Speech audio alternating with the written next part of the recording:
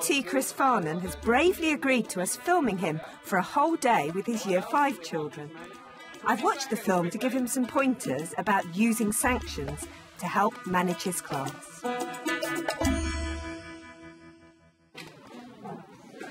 Can you put your head up quickly? Stop the silliness. You're not sitting there doing nothing in my lesson. I want to talk about sanctions, because although rewards are wonderful and we all want to be positive, talk to me about the sanctions you're using at the moment. So as part of the new behaviour policy, they have like a verbal reminder. If they do it again, you give them a verbal warning. If there's problems again, there's a table on its own so they can sit on their own. Okay. And then if there's still problems, you can give them a red card and send them to a different classroom. Are you a little bit reticent about using that? It feels like you're offloading someone onto someone else, and I'm not necessarily happy with doing that. So I prefer to deal with my own problems inside the classroom. Asma, come and sit there, quickly, where Tariq's sitting. If you weren't talking, you wouldn't have to move. She's whacking on the table. Zakira, come here. Go and stand outside, and I can see you now. Go and stand outside. Okay.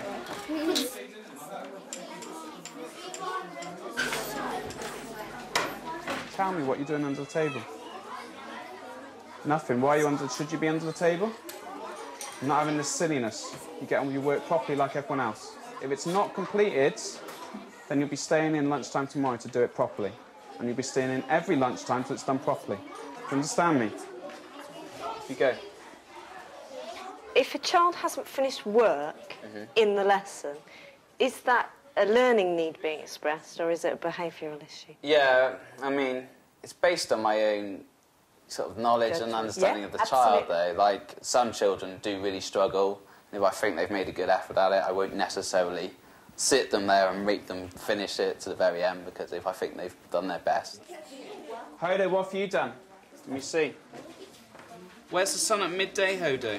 Midday. Where is it?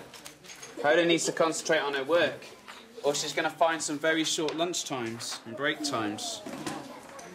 Sanctions I've used for work have mainly been staying back break times and lunch times to finish off the work. Asma's table's sitting nicely. Chairs under it, you go to lunch.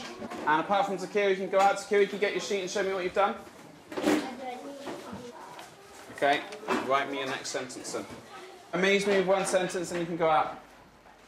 A useful thing with sanctions is they offer you the ability to set a target for that pupil to work towards, and it puts the choices about behaviour in the hands of the pupils. Yeah, yeah. At the moment, what I can sense, and it's something every NQT does, is that you're very loath to hand over to them, whether it's about the learning or control of their own behaviour or their own assessment of their work. Sure. She needs to be given a straightforward outline of what her choice is. Yeah? You have a choice. You can do the work now, or unfortunately, this is going to be the consequence. Because that then stops you from putting yourself in this position where you're going back to her constantly. Are you doing the work yet? Come back to her a few minutes later.